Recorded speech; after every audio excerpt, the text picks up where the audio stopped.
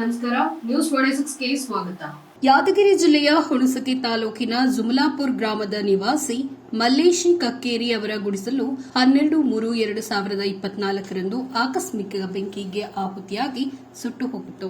ಗುರುವಾರ ಜುಮಲಾಪುರ ಗ್ರಾಮಕ್ಕೆ ಹುಣಸಗಿ ಬ್ಲಾಕ್ ಕಾಂಗ್ರೆಸ್ ಅಧ್ಯಕ್ಷರು ಚಂದ್ರಶೇಖರ್ ದಂಡಿನ ಅವರು ಭೇಟಿ ನೀಡಿ ಬೆಂಕಿಗೆ ಆಹುತಿಯಾಗಿರುವ ಮಲ್ಲೇಶಿ ಕಕ್ಕೇರಿ ಅವರ ಕುಟುಂಬಕ್ಕೆ 10,000 ರೂಪಾಯಿ ವೈಯಕ್ತಿಕ ಧನ ಸಹಾಯ ಮಾಡಿದರು ಮತ್ತು ಸರ್ಕಾರಿ ಸೌಲಭ್ಯ ಕೊಡಿಸುವ ಭರವಸೆಯನ್ನ ನೀಡಿ ಸ್ಥಳದಲ್ಲಿಯೇ ತಾಲೂಕು ತಹಶೀಲ್ದಾರ್ ಬಸಲಿಂಗಪ್ಪ ನಾಯ್ಕೋಡಿ ಅವರ ಜೊತೆ ದೂರವಾಣಿ ಮೂಲಕ ಮಾತನಾಡಿ ಕುಟುಂಬಕ್ಕೆ ಸರ್ಕಾರದಿಂದ ಪರಿಹಾರ ಒದಗಿಸುವಂತೆ ಮನವರಿಕೆ ಮಾಡಿದರು.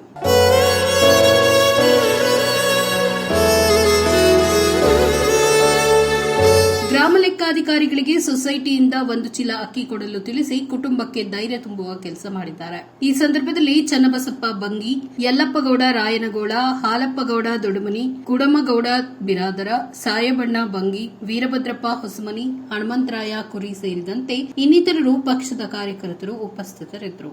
ವರದಿ ಜುಮ್ಮಣ್ಣ ಗುಡಿಮನಿ, ನ್ಯೂಸ್ 26 ಕನ್ನಡ, ಯಾದಗಿರಿ.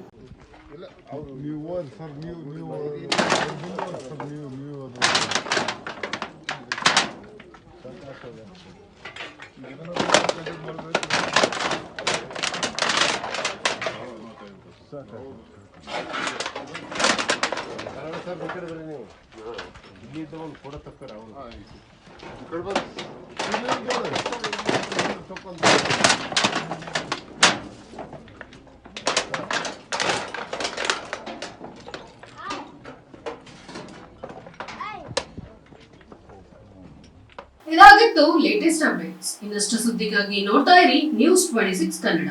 ನಾವು ನಿಮ್ಮೊಂದಿಗೆ.